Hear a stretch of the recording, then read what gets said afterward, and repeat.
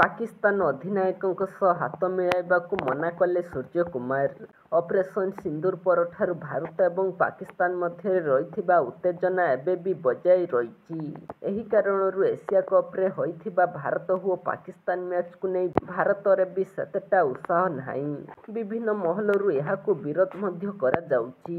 ଏହି ଉତ୍ତେଜନାର ପ୍ରଭାବ ଦୁଇ ଦେଶର ଖେଳାଳିଙ୍କ ମଧ୍ୟରେ ଦେଖିବାକୁ ମିଳିଥିଲା। ଏହାର ପ୍ରମାଣ ମିଳିଥିଲା ଟସ୍ ସମୟରେ। ଟସ୍ ସମୟରେ ହାଇଭୋଲ୍ଟେଜ୍ ଡ୍ରାମା ହୋଇଥିଲା।